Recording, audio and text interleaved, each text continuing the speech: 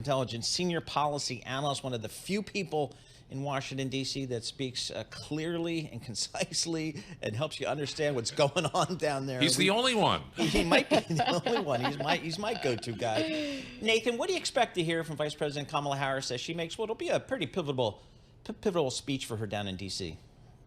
Yeah, so I think there's really three pillars to it. It's democracy, immigration, but economics. And so her economic message, I think, is going to be trying to answer the question that a lot of voters ask is, am I better off today than I was 4 years ago? Or should I be given another, as part of the Biden administration, another 4-year term? And so I think you're going to see a little bit of tax statements like the child income tax credit, the other tax cuts, because remember, the end of 2025, the Trump era tax cuts expire, and a lot of Americans out there just do not want their taxes to increase.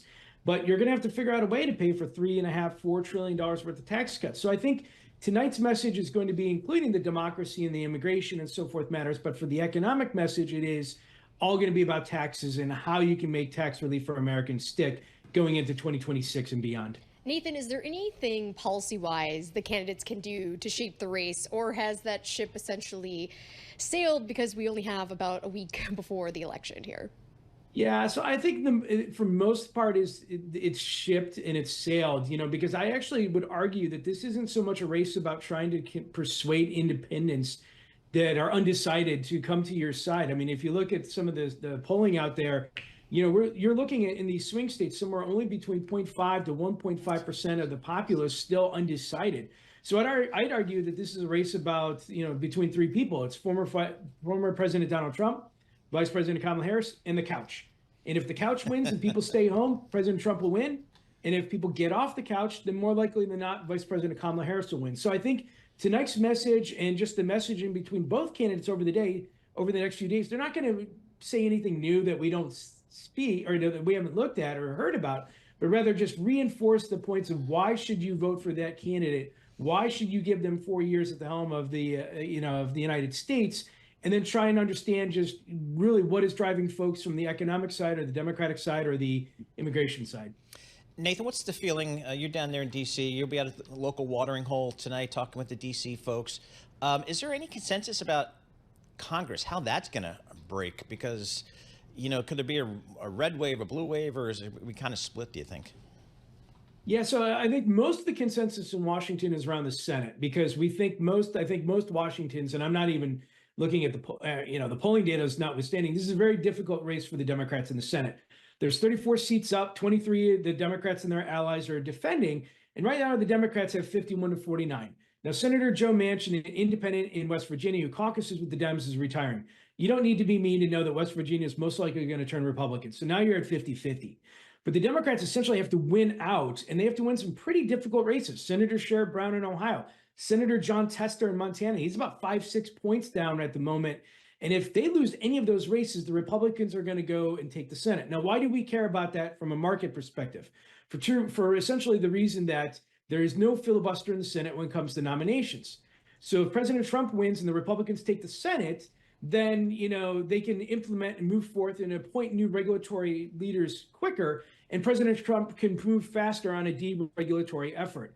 If Kamala Harris wins the presidency and the Republicans take the Senate, they can effectively block a lot of her nominees in place and slow that process. Over at the House of Representatives, it's a little bit murkier, but we generally think whoever wins the presidency wins the House. And the reason why we care about that from the market perspective is gridlock. Whoever wins the House Right. wins the House and Ways and Means Committee, and therefore controls a very powerful voice on how to conduct tax reform. Well, also because of the potential market reaction people want to look at following elections. To your point, when there's gridlock in Congress, obviously there's not going to be extreme policy swings in either direction that could affect healthcare, tech regulation, fossil fuels, things like that. But what is your kind of take here, and what it could mean for how the congressional makeup of this, what could it mean for the market reaction after the election? So, I think you may get a little bit more of a market reaction if the Republicans have a sweep, and if you have the Republicans take the House, the Senate, and the presidency. And why I mean by that is because that opens up the door for something called reconciliation.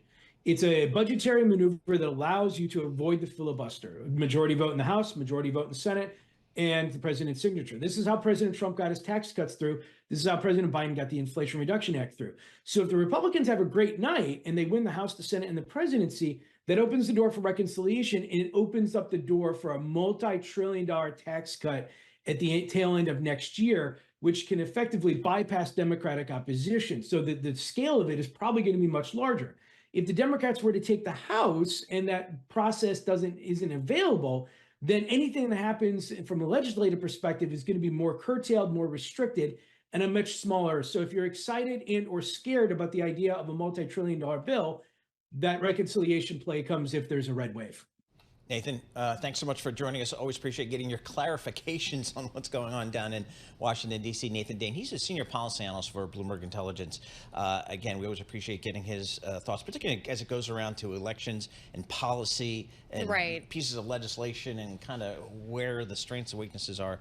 He kind of makes it easier to understand, and him talking, no, definitely, and him talking about those last kind of key economic messages both candidates are going to push forward in the final stages of this race with just a week ago before the election, Paul. All right, coming up.